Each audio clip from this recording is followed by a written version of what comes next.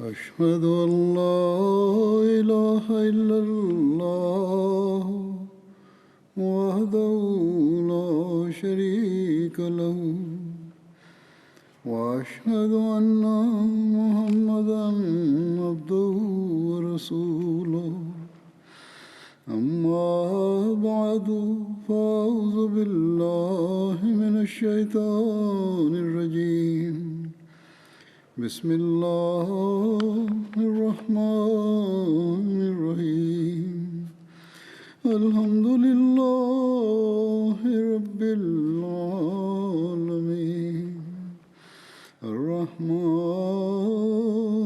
الرحيم مالك يوم الدين إياك نعبد وإياك نستعين اهدنا الصراط المستقيم صراط الذين أنعمت عليهم غير المغضوب عليهم ولا الضالين.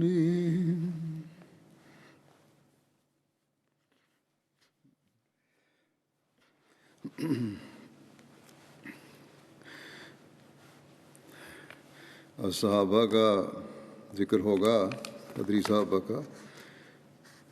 سب سے پہلے تو میں ایک وضاحت کرنا چاہتا ہوں.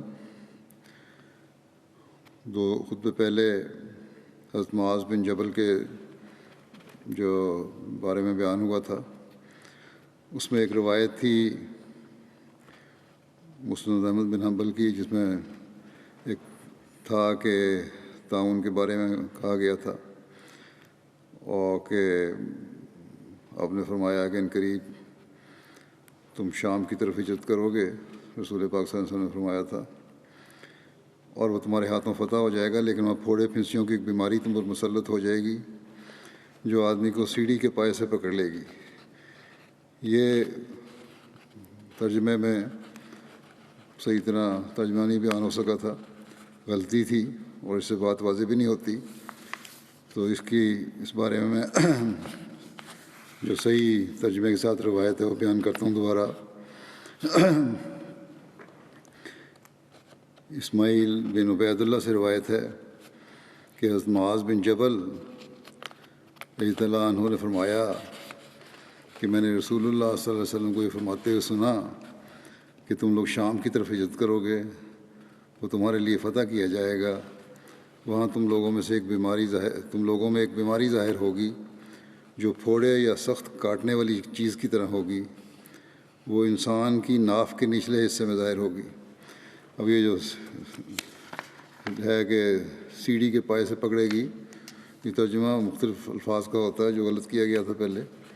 اصل ترجمہ یہ ہے کہ وہ انسان کی ناف کے نچلے حصے میں ظاہر ہوگی، جس طرح پھوڑا نکلتا ہے ناف کے نچلے حصے میں، ٹانگ کے اوپر اور درمیان جسم کے. تو اس کے ذریعے فرمایا کہ اس کے ذریعے اللہ تعالیٰ لوگوں کو شہادت عطا کرے گا اور اس کے ذریعے ان کے اعمال کو پاک کرے گا. پھر حضرت معاذ نے دعا کی کہ اے اللہ، اگر تو جانتا ہے کہ معاذ بن جبل نے یہ بات رسول اللہ صلی اللہ علیہ وسلم سے سنی ہے تو اسے اور اس کے گھر والوں کو اس سے وافر حصہ دے. اس پر ان سب کو تعاون ہو گئی، حتیٰ کہ ان میں ایک بھی نہ بچا. آپ کی شہادت کی انگلی پر تعاون کا دانہ نکلا تو آپ نے کہا کہ میں ہرگز خوش نہ ہوں گا گو کہ مجھے اس کے بدلے سرخ اونٹ ملیں. تو یہ درستی تھی. ترجمہ جو پرنٹ ہو رہا ہے الفضل میں چھپتا ہے اس میں تو کر دی گئی ہے. میں نے آپ کے سامنے میں نے کہا تو پیش کر دوں.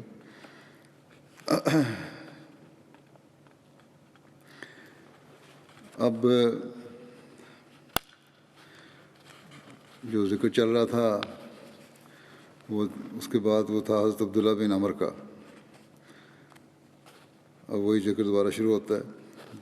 حضرت جابر بن عبداللہ بیان کرتے ہیں کہ غزوہ احد کے دن میرے والد کو نبی کریم صلی اللہ علیہ وسلم کے پاس اس حال میں لایا گیا کہ آپ کا مسلح کیا گیا تھا، یعنی جس کے اعضاء کاٹ دیے گئے تھے، جسم کے اعضاء کاٹ دیے گئے تھے، خاص طور پر کان اور ناک. آپ کی میت رسول اللہ صلی اللہ علیہ وسلم کے سامنے رکھی گئی تو کہتے ہیں کہ میں ان کے چہرے سے کپڑا اٹھانے لگا تو لوگوں نے مجھے منع کیا. پھر لوگوں نے ایک عورت کی چیخنے کی آواز سنی تو کسی نے کہا کہ وہ حضرت عبداللہ بن عمر کی بیٹی ہیں.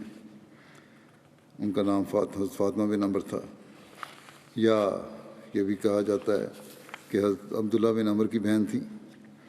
اس پر رسول اللہ صلی اللہ علیہ وسلم نے فرمایا مت رو، کیونکہ فرشتے مسلسل اس پر اپنے پروں سے سایہ کیے ہوئے ہیں. ایک اور روایت میں ہے کہ حضرت جابر بن عبداللہ بیان کرتے ہیں کہ میرے والد کو جب احد کے روز لایا گیا تو میری پھوپھی ان پر رونے لگیں تو میں بھی رونے لگا.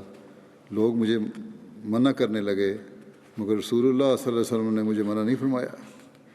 پھر رسول اللہ صلی اللہ علیہ وسلم نے فرمایا تم لوگ اس پر رو یا نہ رو، اللہ کی قسم فرشتے اس پر مسلسل اپنے پروں سے سایہ کیے ہوئے تھے یہاں تک کہ تم نے اسے دفن کر دیا.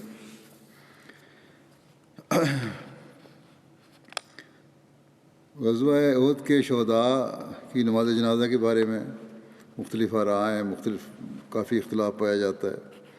صحیح بخاری کی روایت میں حضرت جابر بن عبداللہ بیان کرتے ہیں کہ نبی کریم صلی اللہ علیہ وسلم غزوہ احد کے شہداء میں سے دو آدمیوں کو ایک ہی کپڑے میں اکٹھا رکھتے اور پھر پوچھتے کہ ان میں سے کون قرآن زیادہ جاننے والا تھا. جب ان میں سے کسی ایک کی طرف اشارہ کیا جاتا تو آپ صلی اللہ علیہ وسلم اس کو لحد میں پہلے رکھتے، یعنی قبر میں پہلے اتارتے اور فرماتے میں قیامت کے دن ان لوگوں کا گواہ ہوں، اور ان کو ان کے خونوں میں ہی دفن کرنے کا حکم دیتے. نہ ان کو نہلایا گیا اور نہ ہی ان کی نماز جنازہ پڑھی گئی. صحیح بخاری کی ایک دوسری روایت، یہ بھی بخاری کی روایت جو میں نے پڑھی تھی، دوسری روایت میں حضرت عقبہ بن عامر بیان کرتے ہیں کہ رسول اللہ صلی اللہ علیہ وسلم ایک دن تشریف لائے اور آپ صلی اللہ علیہ وسلم نے غزوہ احد کے شہداء کا جنازہ پڑھا. بخاری کی ایک دوسری روایت میں ہے کہ آپ صلی اللہ علیہ وسلم نے شہداء احد کا جنازہ غزوہ احد کے 8 سال بعد پڑھا.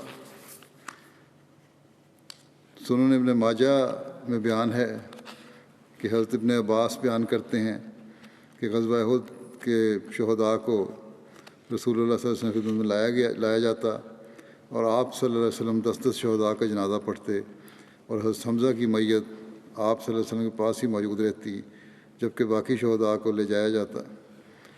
سنن ابو داؤد میں بیان ہے کہ حضرت انس بن مالک بیان کرتے ہیں کہ غزوہ احد کے شہداء کو غسل نہیں دیا گیا اور ان کو ان کے خون یعنی زخموں سمیت دفنا دیا گیا اور ان میں سے کسی کی بھی نماز جنازہ نہیں ادا کی گئی. سنن ابو داؤد ہی کی ایک روایت میں ہے کہ حضرت انس بیان کرتے ہیں کہ رسول اللہ صلی اللہ علیہ وسلم نے سوائے حضرت حمزہ کے اور کسی شہید کا جنازہ نہیں پڑھا. سنن ترمذی کی روایت میں حضرت انس بن مالک بیان کرتے ہیں کہ رسول اللہ صلی اللہ علیہ وسلم نے غزوہ احد کے شہداء کا جنازہ نہیں پڑھا. سیرت ابن ہشام اور سیرت حلبیہ میں لکھا ہے کہ حضور صلی اللہ علیہ وسلم نے احد کے شہداء کا جنازہ اس طرح ادا کیا کہ سب سے پہلے حضرت حمزہ کی نماز جنازہ ادا کی.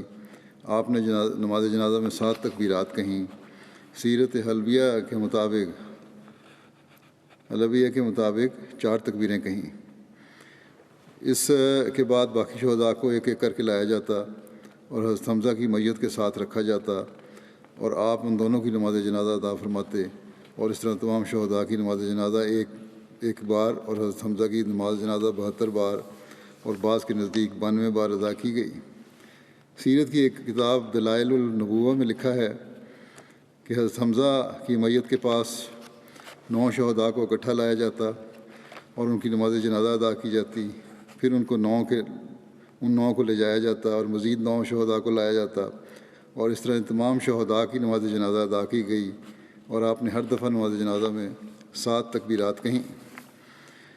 سیرت حلبیہ اور دلائل النبوہ میں غزوہ احد کے شہداء کی نماز جنازہ کی احادیث کے بارے میں بحث کی گئی ہے اور ان دونوں کتب نے حضرت جابر بن عبداللہ کی روایت کہ نبی کریم صلی اللہ علیہ وسلم نے غزوہ احد کے شہداء کو ان کے خونوں کے ساتھ ہی دفن کرنے کا حکم دیا، نہ ان کو نہلایا گیا اور نہ ہی ان کی نماز جنازہ پڑھی گئی، کو زیادہ مضبوط قرار دیا ہے. حضرت امام شافعی بیان کرتے ہیں کہ متواتر روایات سے یہ بات پختہ طور پر معلوم ہوتی ہے کہ نبی صلی اللہ علیہ وسلم نے غزوہ احد کے شہداء کا جنازہ نہیں پڑھا، اور جن روایات میں ذکر آیا ہے کہ آپ صلی اللہ علیہ وسلم نے ان شہداء کا جنازہ پڑھا تھا اور حضرت حمزہ پر 70 تکبیرات کہیں تھیں، یہ بات درست نہیں ہے۔ اور جہاں تک حضرت عقبہ بن عامر کی روایت کا تعلق ہے کہ حضور صلی اللہ علیہ وسلم نے 8 سال کے بعد ان شہداء کا جنازہ پڑھا، تو اس روایت میں اس بات کا ذکر ہوا ہے کہ یہ 8 سال بعد کا واقعہ ہے۔ جیسے کہ میں نے کہا بڑی بحثیں ہوئی ہیں، کچھ اور بھی بیان کر دیتا ہوں۔ امام بخاری نے اپنی کتاب میں باب الصلاۃ علی الشہید، یعنی شہیدوں کی نماز جنازہ کے عنوان سے باب باندھا ہے۔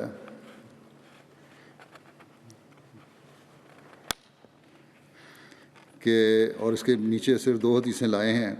پہلی حدیث جو کہ حضرت جابر بن عبداللہ سے مروی ہے، اور اس میں واضح طور پر ذکر ہے کہ غزوہ احد کے شہداء کو نہ غسل دیا گیا اور نہ ہی ان پر نماز جنازہ پڑھی گئی، جبکہ دوسری حدیث میں حضرت عقبہ بن عامر سے مروی ہے، جس میں وہ بیان کرتے ہیں کہ ان نبی صلی اللہ علیہ وسلم خرج یوماً فصلی علی اہل احد صلاۃہ علی المیت۔ ایک دن نبی کریم صلی اللہ علیہ وسلم نکلے اور احد کے شہداء پر نماز جنازہ کی طرز پر نماز پڑھی، اور یہی حدیث بخاری میں ہے۔ دوسری جگہ غزوہ احد کے باب میں بھی آئی ہے، وہاں یہی صحابی روایت کرتے ہیں اور بیان کرتے ہیں کہ صلی علی رسول اللہ صلی اللہ علیہ وسلم علی قتل احد بعد 8 سنین کالمودع للاحیاء والاموات، کہ رسول اللہ صلی اللہ علیہ وسلم نے احد کے شہداء پر 8 سال بعد اس طرح نماز پڑھی جیسے زندوں یا وفات پانے والوں کو الوداع کہا جاتا ہے۔ اسی طرح علامہ ابن حجر عسقلانی کہ امام شافعی کے اس سے کہتے ہیں کہ امام شافعی کی اس سے یہ مراد ہے کہ کسی کی وفات پر لمبی مدت گزر جانے کے بعد اس کی قبر پر جنازہ نہیں پڑھا جاتا۔ امام شافعی کے نزدیک جب رسول اللہ صلی اللہ علیہ وسلم کو معلوم ہوا کہ آپ کے وصال کا وقت قریب ہے، تو آپ نے ان شہداء کی قبروں پر جا کر انہیں الوداع کرتے ہوئے ان کے لیے دعا فرمائی اور ان کے لیے مغفرت طلب کی۔ شہداء احد کی تکفین اور تدفین کا ذکر کرتے ہوئے سیرت خاتم النبیین میں حضرت بشیر صاحب لکھتے ہیں کہ نعشوں کی دیکھ بھال کے بعد تکفین کا کام شروع ہوا۔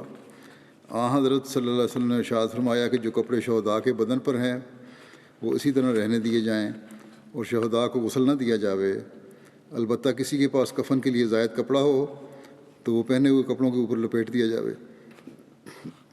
نماز جنازہ بھی اس وقت ادا نہیں کی گئی، چنانچہ بغیر غسل دیے اور بغیر نماز ادا کیے شہداء کو دفنا دیا گیا، اور عموماً ایک ایک کپڑے میں 2 صحابیوں کو اکٹھا کفنا کر ایک ہی قبر میں اکٹھا دفن کر دیا گیا۔ جس صحابی کو قرآن شریف زیادہ آتا تھا اسے حضرت صلی اللہ علیہ وسلم کے ارشاد کے متحد لحد میں اتارتے ہوئے مقدم رکھا جاتا،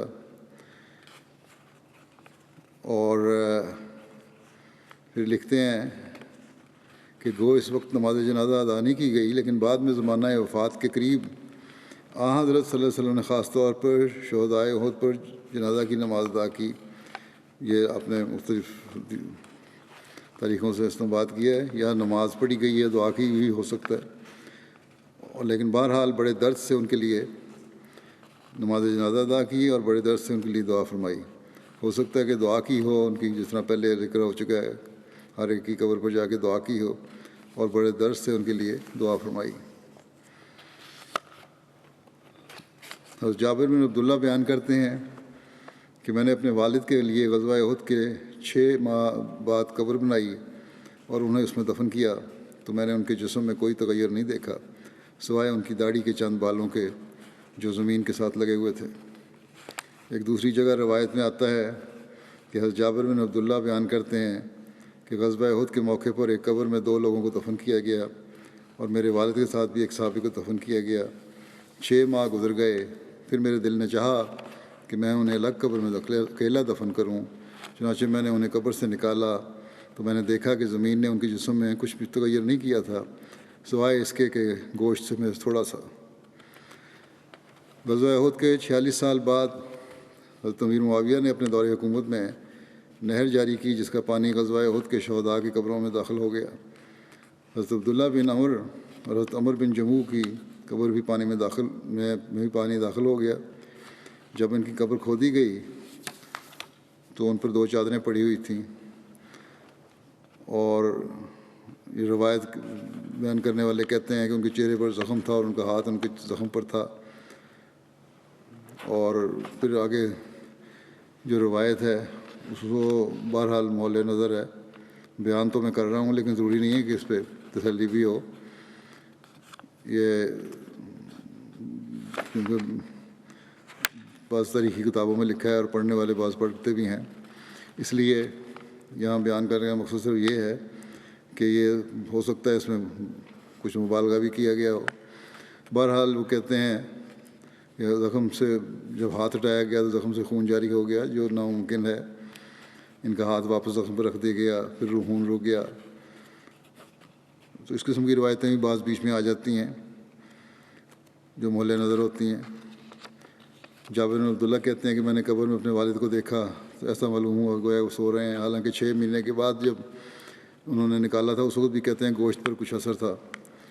تو اس 46 سال بعد تو یہ ہو ہی نہیں سکتا کہ نہ اثر ہوا ہو اور ہڈیاں نہ رہ گئی ہوں، اور یہ قانون قدرت ہے کہ جسم میں کوئی تغیر نہیں تھا، اس طرح نہیں ہو سکتا۔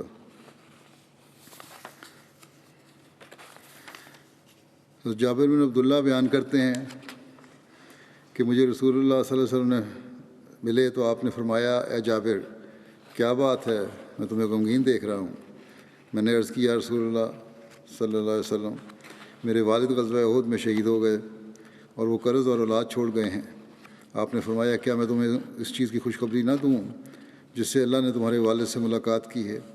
میں نے عرض کی جی یا رسول اللہ صلی اللہ علیہ وسلم۔ آپ نے فرمایا اللہ نے کسی سے کلام نہیں کیا مگر پردے کے پیچھے سے، جس سے بھی اللہ تعالیٰ نے کلام کیا پردے کے پیچھے سے کیا، لیکن اللہ نے تمہارے والد کو زندہ کیا اور پھر ان سے آمنے سامنے ہو کر کلام کیا اور فرمایا اے میرے بندے مجھ سے مانگ کہ میں تجھے دوں۔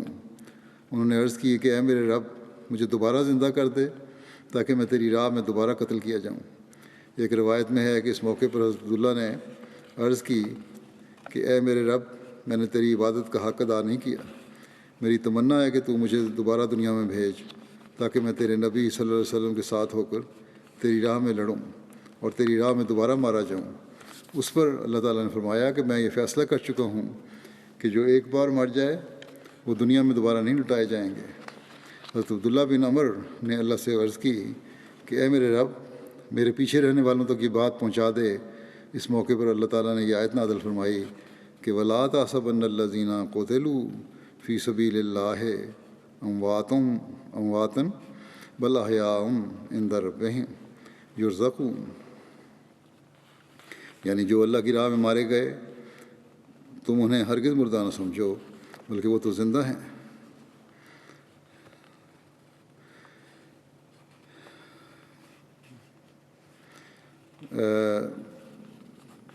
انہیں ان کے رب کے ہاں رزق عطا کیا جا رہا ہے۔ یہ پہلے بھی روایت میں بیان کر چکا ہوں جابر بن عبداللہ کے ضمن میں۔ اللہ تعالیٰ کے حضرت عبداللہ بن عمر سے مکالمہ والے واقعے کی تفصیل اپنے ایک تقریر میں خلافت سے پہلے تھی صاحب نے اس طرح بیان کی ہے کہ اس واقعے میں طرح طرح کا حسن کوٹ کوٹ کر بھرا ہوا ہے، اور جس کروٹ سے انہیں دیکھیں یہ ایک نئی رانائی دکھاتا ہے۔ من جملہ اور امور کے اس سے ہمیں پتہ چلتا ہے کہ کس طرح مسلسل حضور صلی اللہ علیہ وسلم کا رابطہ اپنے رب سے قائم تھا، بندوں پر بھی نظر شفقت فرما رہے تھے اور رب سے بھی دل ملا رکھا تھا۔ ایک پہلو اپنے صحابہ پر جھکا ہوا تھا تو دوسرا پہلو رفیق اعلیٰ سے پہم وابستہ اور پیوستہ تھا۔ وہ وجود جو امن کی حالت میں ثم دنا فتد اللہ کہ افق اعلیٰ پر فائز رہا، جنگ کی حالت میں بھی ایک لمحہ اسے لگنا ہوا۔ ایک نگاہ میدان حرب کی نگران تھی تو دوسری جمال یار کے نظارے میں مصروف تھی۔ ایک کان رحمت سے صحابہ کی طرف جھکا ہوا تھا تو دوسرا ملائے اعلیٰ سے اپنے رب کا شیریں کلام سننے میں مصروف۔ دست با کار تھا تو دل با یار، آپ صحابہ کی دلداری فرماتے تھے تو خدا آپ کی دلداری فرما رہا تھا۔ عبداللہ بن عمر کی قلبی کیفیت کی خبر دے کر دراصل اللہ تعالیٰ آپ کو یہ پیغام دے رہا تھا کہ اے سب سے بڑھ کر مجھ سے محبت کرنے والے، دیکھ تیرا بھی ایک ایسا عشق ہے ہم نے اپنے عارف بندوں کے دل میں بھر دیا ہے کہ عالم گزراں سے گزر جانے کے بعد بھی تیرا خیال انہیں ستاتا ہے، اور تجھے میدان جنگ میں تنہا چھوڑ کر چلے جانے پر کس درجہ کبیدہ خاطر ہیں۔ تیرے مقابل پر انہیں جنت کی بھی حرص نہیں رہی، ان کی جنت تو بس یہی ہے کہ تیز تلواروں سے بار بار کاٹے جائیں مگر تیرے ساتھ رہیں، پھر تیرے ساتھ رہیں، پھر تیرے ساتھ رہیں۔ حضرت جابر بن عبداللہ بیان کرتے ہیں کہ حضرت عبداللہ بن عمر جب فوت ہوئے تو ان پر قرض تھا۔ میں نے نبی صلی اللہ علیہ وسلم سے مدد کی طلب کی، آپ ان کے قرض خواہوں کو سمجھائیں کہ وہ ان کے قرض میں سے کچھ کمی کر دیں۔ تو نبی صلی اللہ علیہ وسلم نے ان سے اس خواہش کا اظہار کیا مگر انہوں نے کمی نہ کی۔ تب نبی صلی اللہ علیہ وسلم نے مجھے فرمایا کہ جاؤ اور اپنی کھجوروں کی ہر ایک قسم کو الگ الگ کرو، عجوا کھجور کی قسم کو علیحدہ رکھنا اور عزق بن زید کھجور کی قسم کو علیحدہ، پھر مجھے پیغام بھیجنا۔ چنانچہ میں نے ایسا ہی کیا، اور رسول اللہ صلی اللہ علیہ وسلم کو کہلا بھیجا۔ آپ تشریف لائے تو آپ کھجوروں کے ڈھیر پر یا ان کے درمیان بیٹھ گئے، پھر آپ نے فرمایا ان لوگوں کو معاف کر دو۔ چنانچہ میں نے ان کو معاف کر دیا، یہاں تک کہ جو ان کا حق تھا میں نے ان کو پورا دے دیا، پھر بھی میری کھجوریں بچ گئیں، ایسا معلوم ہوتا تھا کہ ان میں کچھ کمی نہیں ہوئی۔ حضرت عبداللہ بن عمر اپنے پسماندگان میں اپنے بیٹے حضرت جابر بن عبداللہ کے علاوہ 6 بیٹیاں چھوڑ کے گئے۔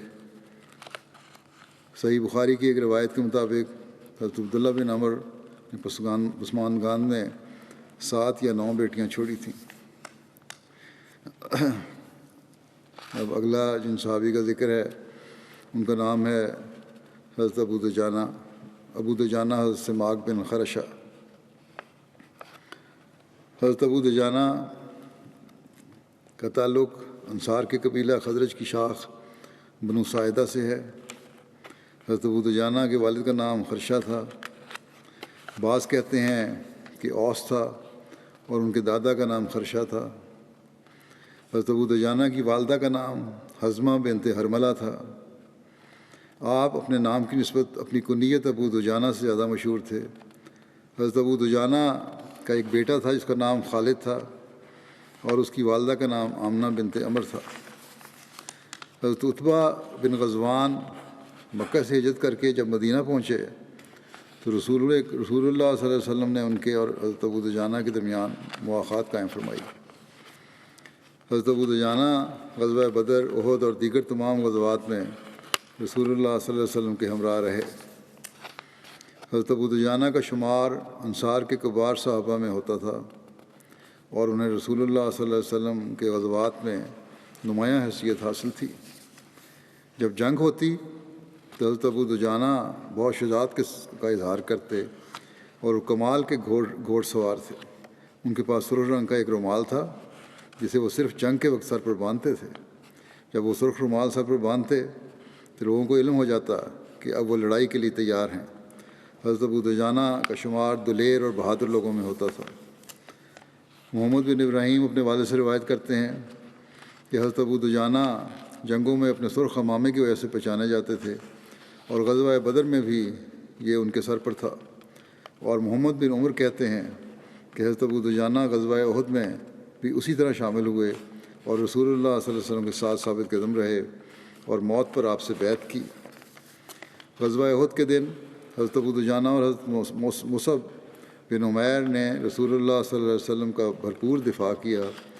حضرت ابو دجانہ شدید زخمی ہو گئے تھے اور حضرت مصعب بن عمیر اس دن شہید ہوئے۔ حضرت انس سے روایت ہے کہ رسول اللہ صلی اللہ علیہ وسلم نے احد کے دن ایک تلوار پکڑی اور فرمایا من یاخذ منی ھذا، اسے مجھ سے کون لے گا؟ سب نے اپنے ہاتھ بڑھائے اور ان میں سے ہر ایک نے کہا میں۔ آپ نے پھر فرمایا فمن یاخذہ بحقہ، کون اس کو اس کے حق کے ساتھ لے گا؟ حضرت انس کہتے ہیں اس پر لوگ رک گئے، تو سماک بن خرشہ ابو دجانہ نے کہا کہ میں اس کو اس کے حق کے ساتھ لیتا ہوں۔ حضرت انس کہتے ہیں کہ انہوں نے تلوار لی اور مشرکوں کے سر پھاڑ دیے۔ مسلم کی حدیث ہے یہ۔ ایک دوسری روایت میں آتا ہے کہ حضرت ابو دجانہ نے پوچھا اس کا حق کیا ہے؟ آپ صلی اللہ علیہ وسلم نے فرمایا اس سے کسی مسلمان کو قتل نہ کرنا اور اس کے ہوتے ہوئے کسی کافر کے مقابل پر نہ بھاگنا، یعنی ڈٹ کر مقابلہ کرنا۔ اس پر حضرت ابو دجانہ نے عرض کیا میں اس تلوار کو اس کے حق کے ساتھ لیتا ہوں۔ جب نبی صلی اللہ علیہ وسلم نے حضرت ابو دجانہ کو تلوار دی تو انہوں نے اس سے مشرکین کے سر پھاڑ دیے۔ انہوں نے اس موقع پر یہ اشعار پڑھے، ان الذی عاہدنی خلیلی ونحن بالصف لدن نخیل، اللہ اقوم الدہر فی القیول اضرب بسیف اللہ والرسول۔ میں وہ ہوں جس سے میرے دوست نے وعدہ لیا ہے جب کہ ہم صفا مقام پہ کھجور کے درختوں کے پاس تھے، اور وعدہ یہ ہے کہ میں لشکر کی پچھلی صفوں میں نہ کھڑا ہوں اور اللہ اور رسول کی تلوار سے دشمنوں سے لڑائی کروں۔ حضرت ابو دجانہ تفاخرانہ چال چلتے ہوئے لشکروں کی صفوں کے درمیان چلنے لگے تو رسول اللہ صلی اللہ علیہ وسلم نے فرمایا ان ہذہ مشیۃ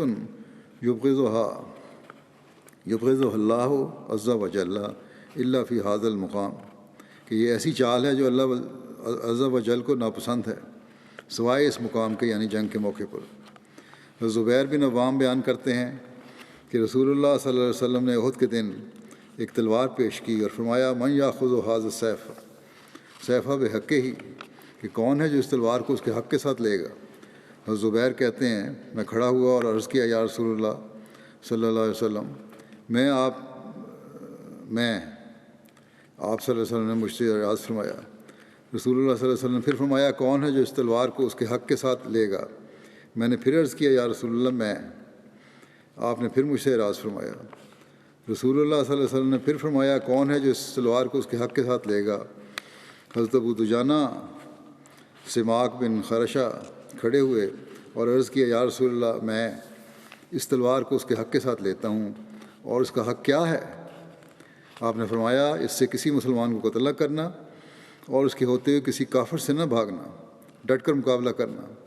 حضرت زبیر کہتے ہیں کہ اس کے بعد رسول اللہ صلی اللہ علیہ وسلم نے تلوار ابو دجانہ کو عطا فرمائی، اور ابو دجانہ کی یہ عادت تھی کہ جب جنگ کا ارادہ کرتے تو سرخ رومال سر پر باندھ لیتے تھے۔ حضرت زبیر کہتے ہیں کہ میں نے کہا آج میں دیکھوں گا کہ یہ کس طرح اس تلوار کا حق ادا کرتا ہے۔ حضرت زبیر کہتے ہیں کہ ابو دجانہ کے سامنے جو بھی آیا وہ اس کو ہلاک کرتے اور کاٹتے ہوئے آگے بڑھنے لگے، یہاں تک کہ وہ لشکر سے گزر کر ان کی عورتوں کے سروں پر جا پہنچے جو پہاڑ کے دامن میں تف بجا رہی تھیں، اور ان میں سے ایک عورت یہ کہہ رہی تھی، اس کا ترجمہ یہ ہے، یہ شعر پڑھ رہی تھی کہ ہم طارق صبح کے ستارے کی بیٹیاں ہیں جو بادلوں پر چلتی ہیں، اگر تم آگے بڑھو گے تو ہم معانقہ کریں گی اور بیٹھنے کے لیے تکیے لگائیں گی، اور اگر تم پیٹھ پھیر گئے تو ہم تم سے جدا ہو جائیں گی۔ یہ ایسی جدائی ہوگی کہ پھر تم میں اور ہم میں محبت کا کوئی تعلق باقی نہ رہے گا۔ حضرت زبیر کہتے ہیں کہ میں نے دیکھا کہ ابو دجانہ نے ایک عورت پر تلوار چلانے کے لیے اپنا ہاتھ اٹھایا اور پھر روک لیا۔ جب جنگ ختم ہوئی تو میں نے ان سے کہا میں نے تمہاری ساری لڑائی دیکھی ہے، تم نے ایک عورت پر ہاتھ اٹھایا اور پھر نیچے کر لیا، اس کی کیا وجہ تھی؟ انہوں نے کہا اللہ کی قسم میں نے رسول اللہ صلی اللہ علیہ وسلم کی تلوار کی تکریم کی کہ اس کے ذریعے کسی عورت کو قتل کروں۔ یہ نہیں ہو سکتا تھا کہ میں تلوار رسول کریم کی استعمال کروں کسی عورت کے قتل کے لیے، اس لیے میں رک گیا۔ ایک اور روایت میں ہے کہ عورت ہند زوجہ ابو سفیان تھی جو دیگر عورتوں کے ساتھ مل کر گانے گا رہی تھی۔ جب اس پر حضرت ابو دجانہ نے اپنی تلوار بلند کی تو اس نے مدد کے لیے بلند آواز سے کہا اے صخر، لیکن کوئی مدد کو نہ آیا۔ حضرت ابو دجانہ نے اپنی تلوار نیچے کر لی اور واپس چلے گئے۔ حضرت زبیر کے دریافت کرنے پر انہوں نے کہا کہ میں نے ناپسند کیا کہ رسول اللہ صلی اللہ علیہ وسلم کی تلوار سے کسی عورت کو ماروں جس کا کوئی مددگار نہیں تھا۔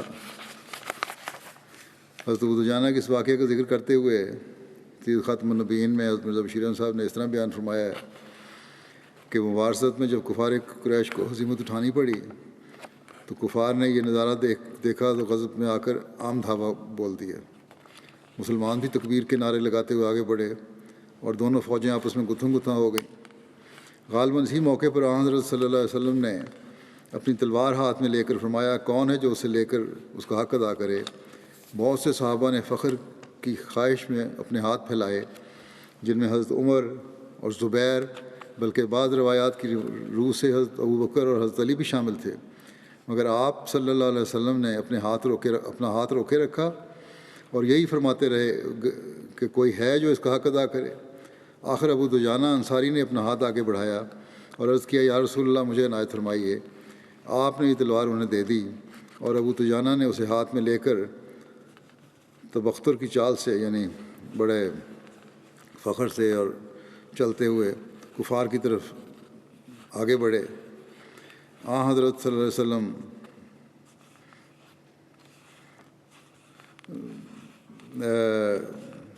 وسلم نے صحابہ سے فرمایا، خدا کو یہ چال ناپسند ہے، مگر ایسے موقع پر ناپسند نہیں۔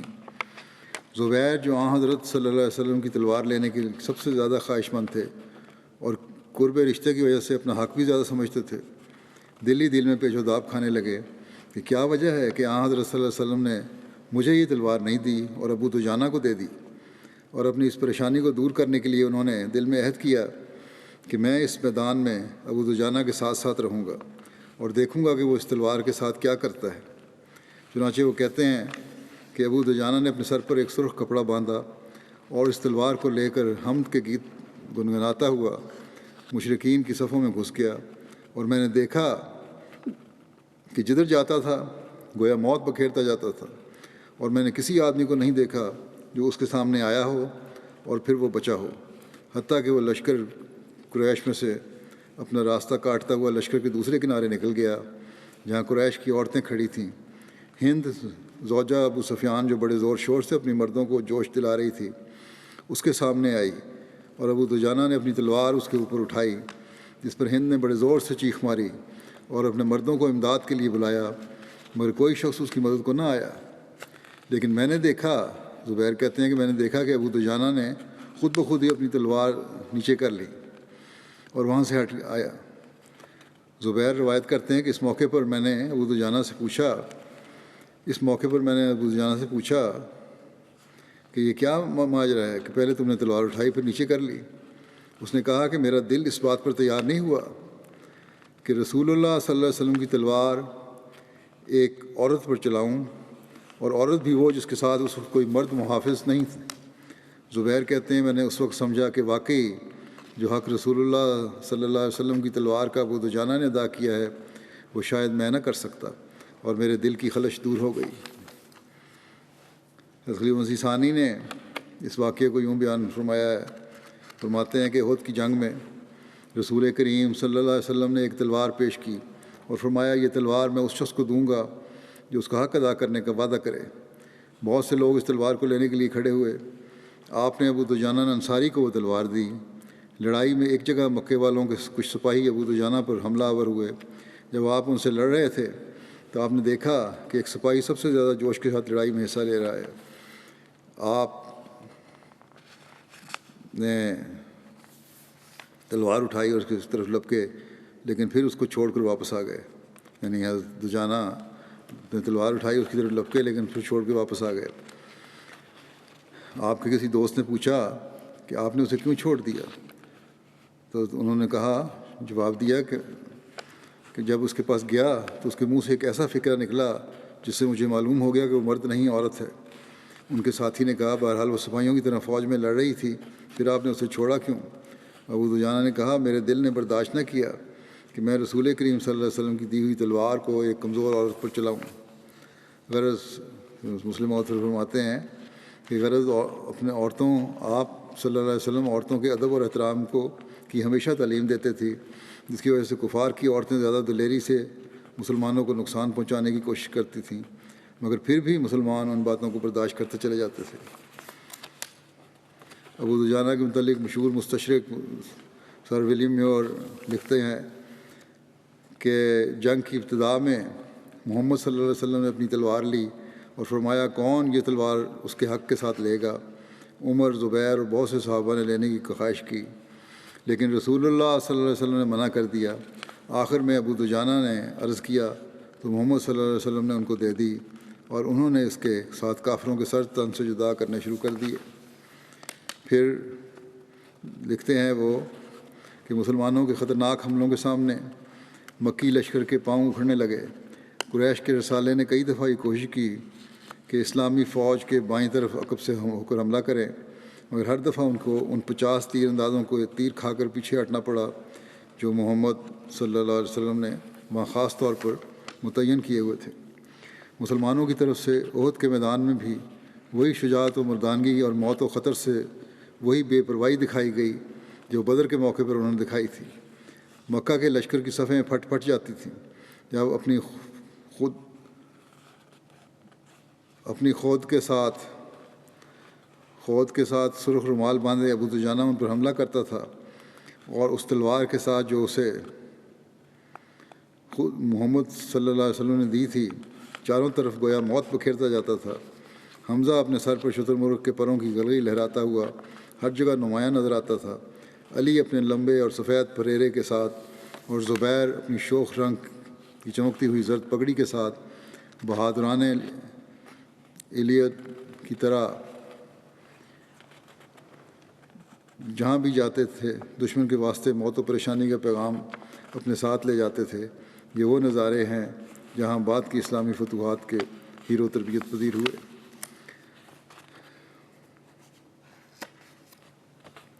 حضرت ابن عباس بیان کرتے ہیں کہ یہ سیرت خاتم النبیین میں یہ سارا بیان ہے جو پہلے میں نے پڑھا ہے۔ حضرت ابن عباس بیان کرتے ہیں کہ جب رسول اللہ صلی اللہ علیہ وسلم احد سے لوٹے تو اپنی بیٹی فاطمہ کو اپنی تلوار دی اور فرمایا، اے بیٹی اس سے خون کو دھو دو۔ حضرت علی نے بھی اپنی تلوار ان کو دی اور کہا، اس سے بھی خون دھو دو۔ اللہ کی قسم، آج اس نے میرا خوب ساتھ دیا ہے۔ اس پر رسول اللہ صلی اللہ علیہ وسلم نے فرمایا، اگر تم نے لڑنے کا حق ادا کر دیا ہے تو یقیناً سہل بن حنیف اور ابو دجانہ نے بھی لڑنے کا حق ادا کیا ہے۔ ایک روایت میں سہل بن حنیف کے بجائے حارث بن سما کا نام بھی آتا ہے۔ زید بن اسلم بیان کرتے ہیں کہ حضرت ابو دجانہ کے پاس لوگ آئے جب کہ آپ بیمار تھے، لیکن آپ کا چہرہ بہت چمک رہا تھا۔ کسی نے پوچھا کہ آپ کا چہرہ کیوں چمک رہا ہے؟ تو حضرت ابو دجانہ نے کہا، میرے اعمال میں سے میرے 2 کام ایسے ہیں جو میرے نزدیک بہت زیادہ وزنی اور پختہ ہیں۔ پہلا یہ کہ میں کبھی ایسی بات نہیں کرتا جس کا مجھ سے تعلق نہ ہو۔ دوسرا یہ کہ میرا دل مسلمانوں کے لیے ہمیشہ صاف رہتا ہے۔ حضرت ابو دجانہ جنگ یمامہ میں شہید ہوئے۔ مسلمہ کذاب نے رسول اللہ صلی اللہ علیہ وسلم کی وفات کے بعد جھوٹی نبوت کا دعویٰ کر کے مدینے پر لشکر کشی کا ارادہ کیا، تو حضرت ابوبکر نے اس کی سرکوبی کے لیے 12 ہجری میں لشکر روانہ کیا۔ حضرت ابو دجانہ بھی اس لشکر کا حصہ تھے۔ حضرت ابو دجانہ نے جنگ یمامہ میں سخت لڑائی کی اور شہادت کا رتبہ حاصل کیا۔ بنو حنیفہ قدیم عرب قبیلہ جس کے ایک بڑے حصے نے مسلمہ قیام کے زیر قیادت مدینہ کے خلاف بغاوت کی تھی، کا یمامہ میں باغ تھا جس میں محصور ہو کر لڑ رہے تھے، اور مسلمانوں کو اندر جانے کا موقع نہیں مل رہا تھا۔ حضرت ابو دجانہ نے مسلمانوں سے کہا کہ مجھے باغ کے اندر پھینک دو۔ مسلمانوں نے ایسا ہی کیا، لیکن ان کے دوسری طرف گرنے سے ان کی ٹانگ ٹوٹ گئی، لیکن پھر بھی وہ باغ کے دروازے پر لڑتے رہے اور مشرکین کو وہاں سے ہٹا دیا اور مسلمان اندر داخل ہو گئے۔ حضرت ابو دجانہ مسلمہ کذاب کے قتل میں عبداللہ بن زید اور وحشی بن حرب کے ساتھ شامل تھے، اور یمامہ کے دن آپ نے شہادت پائی۔ ایک روایت میں آتا ہے کہ حضرت ابو دجانہ نے جنگ صفین میں حضرت علی کی طرف سے لڑتے ہوئے وفات پائی تھی، لیکن یہ روایت کمزور ہے۔ پہلی روایت زیادہ صحیح اور بکثرت مذکور ہے۔ پہلے یہ بھی بیان کر چکا ہوں میں کچھ، لیکن یہاں پھر کچھ حصہ بیان کر دیتا ہوں جن کا ابو دجانہ سے تعلق ہے۔ ابو دجانہ انصاری تھے۔ حضرت صلی اللہ علیہ وسلم کی مدینہ ہجرت سے پہلے اسلام قبول کیا تھا۔ مدینہ کے رہنے والے تھے۔ ان کو بھی یہ اعزاز حاصل تھا کہ حضرت صلی اللہ علیہ وسلم کے ساتھ جنگ بدر میں شامل ہوئے اور انتہائی بہادری کے جوہر دکھائے۔ اسی طرح احد کی جنگ میں بھی شمولیت کی، انہیں توفیق ملی۔ اور جنگ کا رخ پلٹنے کے بعد، یعنی جب مسلمان پہلے جیت رہے تھے تو پھر رخ پلٹا اور ایک جگہ چھوڑنے سے وجہ سے کافروں نے دوبارہ حملہ کیا اور جنگ کا پانسا مسلمانوں کے خلاف ہو گیا، تو جو صحابہ اس وقت حضرت صلی اللہ علیہ وسلم کے قریب رہ گئے تھے ان میں حضرت ابو دجانہ بھی شامل تھے، اور حضرت صلی اللہ علیہ وسلم کے دفاع میں یہ انتہائی زخمی بھی ہوئے، لیکن ان زخموں کے باوجود یہ پیچھے نہیں ہٹے۔ ایک دفعہ بیماری میں اپنے ساتھی کو کہنے لگے کہ شاید میرے 2 عمل اللہ تعالیٰ قبول کر لے، ایک یہ کہ میں کوئی لغو بات نہیں کرتا، غیبت نہیں کرتا، لوگوں کے پیچھے ان کی باتیں نہیں کرتا، دوسرے یہ کہ کسی مسلمان کے لیے میرے دل میں کینہ اور بغض نہیں ہے۔ یہ ان کا ذکر یہاں ختم ہوا۔ اب بعض مرحومین کا میں ذکر کروں گا اور ان کا نماز جنازہ بھی پڑھاؤں گا، جن میں سے ایک شہید بھی ہیں جو گزشتہ دنوں جن کو شہید کیا گیا، مکرم محبوب خان صاحب ابن سید جلال صاحب ضلع پشاور۔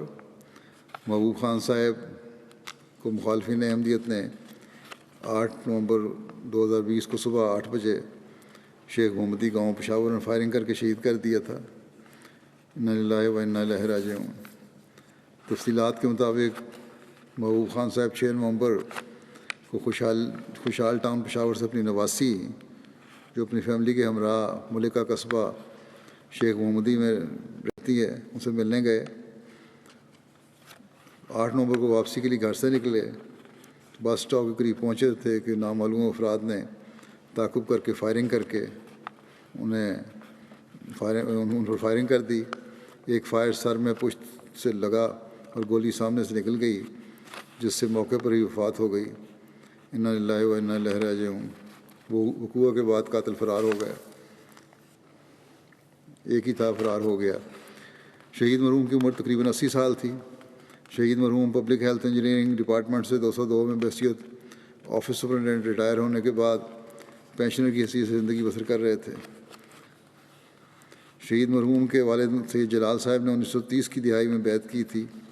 شہید مرحوم پیدائشی احمدی تھے۔ مرحوم بے شمار خصوصیات کے حامل تھے، تہجد کے پابند تھے، شرافت، ہمدردی اور مہمان نوازی کے علاوہ سخاوت میں نمایاں تھے۔ دعوت اللہ کا جنون کی حد تک شوق تھا۔ پیغام حق پہنچانے میں ہمیشہ پیش رہتے۔ جب کبھی ان سے احتیاط کی درخواست کی جاتی، ان کا ایک ہی موقف ہوتا کہ اب تو ویسے بھی خدا کے حضور حاضر ہونے کا وقت ہے، اگر شہادت مل گئی تو میرے لیے سعادت ہوگی۔ بہرحال ان کی یہ بھی خواہش پوری ہو گئی شہادت کی۔ محبوب خان صاحب شہید کی اہلیہ معراج بیگم صاحبہ کو یہ اعزاز حاصل ہے کہ ان کے والد محمد سعید صاحب اور چچا بشیر احمد صاحب 1966 میں شہید ہوئے تھے، اور اب یہ سعادت آپ کے خاوند کو حاصل ہوئی۔ اس طرح آپ ایک شہید کی بیٹی، شہید کی بھتیجی اور ایک شہید کی اہلیہ ہیں۔ ان کی اہلیہ محترمہ عثمان گان میں ان کی اہلیہ ہیں معراج بیگم صاحبہ۔ اس کے علاوہ 2 بیٹے ہیں، منور صاحب اور فضل احمد صاحب۔ 2 بیٹیاں ہیں، ذکیہ بیگم صاحبہ اور وحیدہ بیگم۔ 2 پوتے پوتیاں، 1 پوتی، 6 نواسے اور 4 نواسیاں شامل ہیں۔ اور آپ کے چھوٹے بیٹے مائکرو بایولوجی میں PhD کیے، وہ آسٹریلیا میں ہوتے ہیں، دوسرے جرمنی میں ہوتے ہیں، فضل احمد صاحب، وہ بھی پڑھے لکھے ہیں، ایم اے انگلش ہیں۔ منور خان صاحب ان کے بیٹے کہتے ہیں کہ محبوب خان صاحب اپنے علاقے میں امن و امان کے قیام کے لیے سرگرداں رہتے تھے۔ بعض اوقات جھگڑے کی صورت میں 2 گروہوں کے درمیان صلح کروانے کے لیے اپنے پاس سے خون بہا بھی دے دیا کرتے تھے۔ اب آپ غرباء اور نادار لوگوں کی مدد کے لیے ہر دم تیار رہا کرتے تھے۔ اپنی ضروریات کے لیے بلا جھجک آپ سے رجوع کرتے، اور آپ ان کی مدد کے لیے ہمیشہ اپنے پاس کچھ نہ کچھ نقدی اور اناج رکھا کرتے تھے۔ نہایت منکسر المزاج، خاموش طبع انسان تھے، نہایت صبر کرنے والے اور دوسروں کی تکلیف کا احساس کرنے والے تھے، اور ہر دم ان کی مدد کے لیے تیار رہتے تھے۔ اللہ تعالیٰ مرحوم کے درجات بلند فرماتا رہے، اور ان کے لوائقین کو بھی ان کی نیکیوں کو جاری رکھنے کی توفیق عطا فرمائے۔ دوسرا جنازہ جو ہے وہ فخر احمد فاروق صاحب ربیع سلسلہ کا ہے، پاکستان میں تھے۔ 1 نومبر 2020 کو شام 6:15 بجے قریب ایک روڈ ایکسیڈنٹ میں اپنے بیٹے احتشام عبداللہ کے ہمراہ یہ آ رہے تھے احمد نگر سے، میں ان کی وفات ہوئی ہے احمد نگر سے آتے ہوئے، انا للہ و انا الیہ راجعون۔ دونوں باپ بیٹا، موقع پر خطرناک ایکسیڈنٹ تھا، دونوں باپ بیٹا کی وفات ہو گئی۔ اللہ تعالیٰ کے فضل سے فخر صاحب موسی تھے۔ ان کے فخر صاحب کے والد سیف الرحمن صاحب، میں نے خود بیعت کی، ان کے خاندان میں پہلے کوئی احمدی نہیں تھا۔ 1968 میں انہوں نے بیعت کی تھی اور اپنے خاندان کے پہلے احمدی بنے۔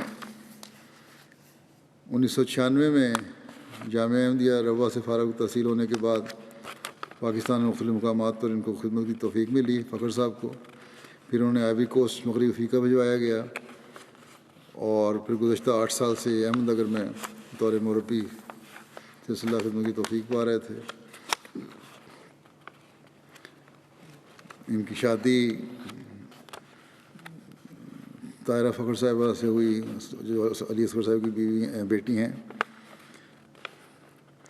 اس شادی سے ان کی 4 بیٹیاں اور 1 بیٹا تھا۔ بیٹا احتشام عبداللہ تو اپنے والد کے ساتھ ہی ایکسیڈنٹ میں فوت ہو گیا، اور اب ان کے لواحقین میں ان کی اہلیہ اور 4 بیٹیاں ہیں۔ اس کے علاوہ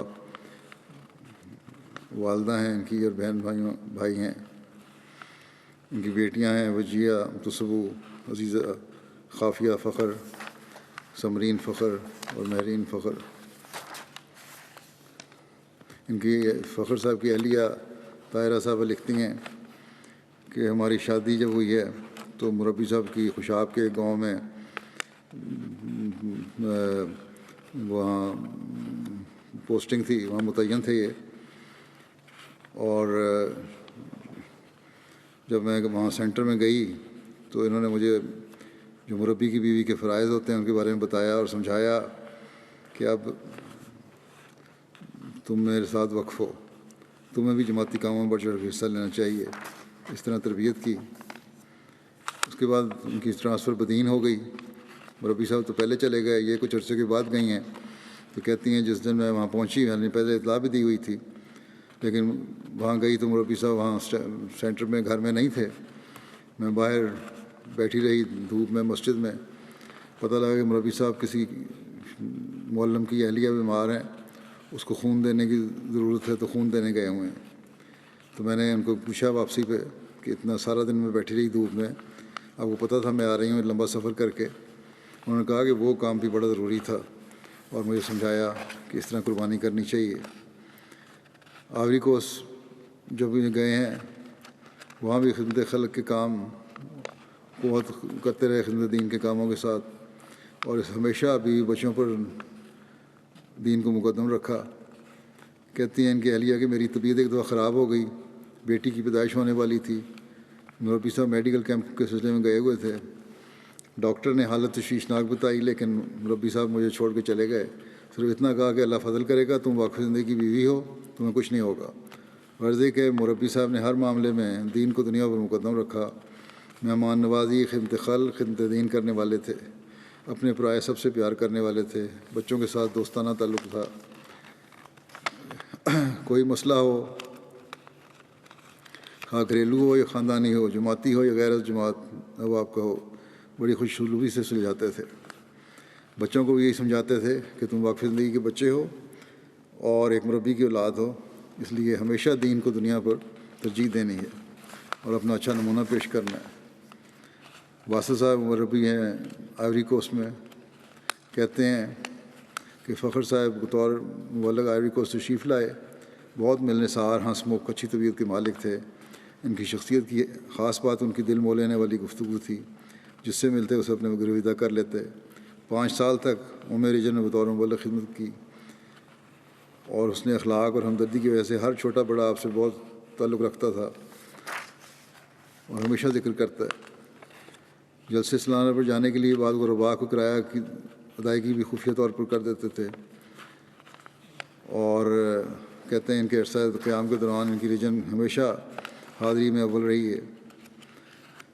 وہاں کے لوکل معلم ہیں ایک سمارو ہارون صاحب، وہ بھی کہتے ہیں 2.5 سال میں نے ان کے ساتھ کام کیا، بھائیوں کی طرح میرا خیال رکھا، جو خاص طور پر میں نے بات نوٹ کی وہ تھی کہ انتہائی محنتی اور پرجوش مبلغ تھے. ہر کام بڑی ذمہ داری اور لگن سے کرتے تھے. جلد کام مکمل کرنے کی ایک دھن سوار ہوتی تھی، چاہے وہ تبلیغ کا کام ہو، چندے کی وصولی کا ہو، جلسہ سالانہ کی تیاری کا ہو. تبلیغ کا یہ حال تھا کہ چاہتے تھے کہ ہر گاؤں میں جماعت کا پیغام جلد سے جلد پہنچ جائے. اللہ تعالیٰ مرحوم کے درجات بلند فرمائے، ان کی بیٹیوں اور بیوی کا بھی حافظ و ناصر ہو، اور ہر پریشانی اور مشکل سے آئندہ ان کو بچائے.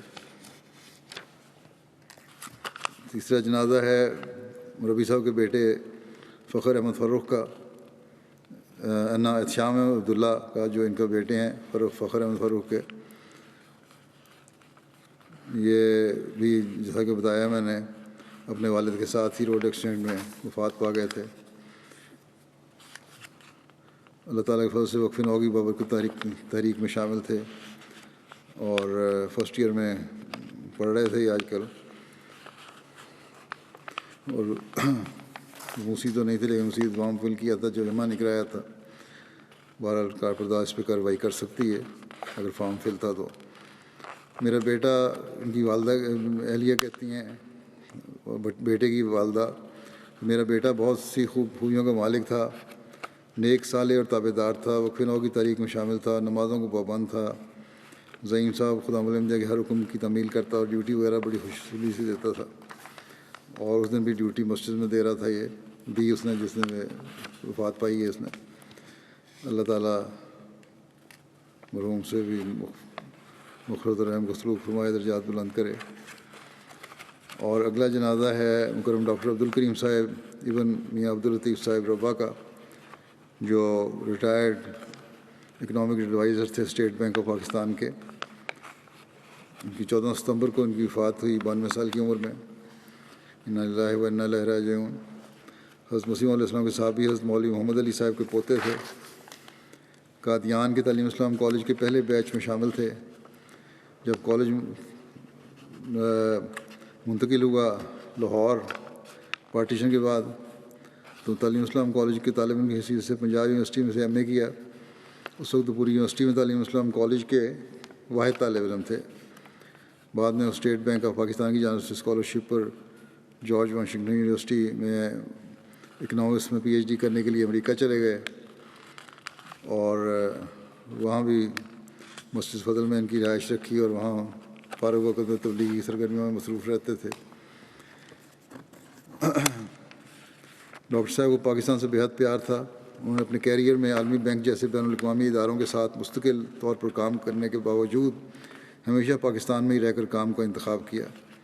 لمبا عرصہ اسٹیٹ بینک آف پاکستان میں کام کیا اور مشیر کی حیثیت سے، ایڈوائزر کی حیثیت سے ریٹائر ہوئے. اپنے دور میں انہوں نے آئی ایم ایف اور ایشین ڈیولپمنٹ بینک جیسے اداروں کے ساتھ بہت ساری ملکی اور غیر ملکی اسائنمنٹس کامیابی کے ساتھ مکمل کیں. وزارت خزانہ میں بھی کچھ عرصہ کام کیا، اور ایک وفاقی بجٹ بھی ان کی نگرانی میں تیار ہوا. آپ کو 2 سال کے لیے آئی ایم ایف کی جانب سے سوڈان کی حکومت کے معاشی معاملات کے حل کے لیے خرطوم بھی بھیجا گیا. اسٹیٹ بینک سے ریٹائر ہونے کے بعد انہوں نے جماعت کی خدمت کی خاطر ربا میں رہنے کو ترجیح دی. چنانچہ معاشیات اور مذہب سے متعلق معاملات سامنے آنے پر ان سے مشورہ کیا جاتا تھا. یہ کمیٹی جو بنی ہوئی تھی اس میں بھی ان سے مشورہ لیتا رہا ہوں. بہت صاحب الرائے تھے اس معاملے میں اور اچھے مضامین لکھتے تھے. بڑی گہری نظر سے ان کی ہر تحقیق ہوتی تھی اور اس پہ عملی جو اس کا حل ہے وہ پیش کیا کرتے تھے. ان کی بعض کتابیں بھی ہیں جس میں اسلام کی بنیادی باتیں انگریزی میں ہے، اسلام فلسفہ حیات اور معاشی اصول یہ بھی انگریزی میں ہے، حرمت سود یہ اردو میں ہے، حصول رزق یہ بھی اردو میں ہے. 1989 میں ریٹائرمنٹ کے بعد حضرت خلیفۃ مسیح رابع کی تاریخ پر رخ کر کے تاشقند یونیورسٹی میں معاشیات کی تدریس کے لیے ازبکستان چلے گئے. وہاں 6 ماہ تک خدمات سر انجام دیں. پھر ایک کمیٹی بنائی ہوئی تھی حضرت خلیفۃ مسیح رابع نے جو رہن اور سودی معاملات کے مسئلے پر غور کرنے کے لیے تھی، جس میں علماء اور ماہرین پر مشتمل ایک کمیٹی تھی. اس کی ایک سب کمیٹی بھی تھی، اس کے آپ ممبر تھے، اور اس کی ایک سب کمیٹی بھی تھی. اس میں میں نے بھی کچھ عرصہ ان کے ساتھ کام کیا. बड़ी गहराई से, जैसा कि मैंने कहा, हर बात करते थे, बड़े ठोस दलाइल के साथ बात करते थे। कई मज़ामीन उन्होंने मुझे भी लिख के भेजे हुए हैं सूदी निज़ाम के ऊपर, और बड़े अच्छे वो मज़ामीन हैं। मज़ीद इस पर इंशाअल्लाह गौर होगा और हो सकता है कि इनके आइंदा जो सूदी निज़ाम के ख़िलाफ़ जो इनके मुकाबले पे जो निज़ाम पेश होना है उसमें बाद इनकी आरा को भी शामिल किया जाए। अल्लाह ताला मरहूम के दर्जात बुलंद फरमाए और इनकी औलाद को भी इनकी नेकियों पर अमल करने की तौफीक अता फरमाए।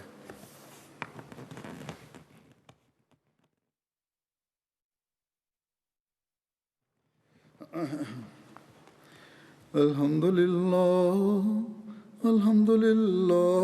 नहमदुहु व नस्तईनुहु व नस्तगफिरुहु व नुमिनु बिही व नतवक्कलु अलैहि व नऊज़ु बिल्लाहि मिन शुरूरि अनफुसिना व मिन सय्यिआति अमालिना मन यहदिहिल्लाहु फला मुदिल्ल लहु व मन युद्लिल्हु फला हादिय लहु व नशहदु अन ला इलाहा इल्लल्लाह व नशहदु अन्ना मुहम्मदन अब्दुहु व रसूलुहु। इबादुल्लाहि रहिमकुमुल्लाह इन्नल्लाह यामुरु बिल अदलि वल इहसानि व ईताइ ज़िल क़ुर्बा व यन्हा अनिल फ़हशाइ वल मुनकरि वल बग़य यइज़ुकुम लअल्लकुम तज़क्करून। उज़्कुरुल्लाह यज़्कुरुकुम वदूहु यस्तजिब लकुम वलज़िक्रुल्लाहि अकबर।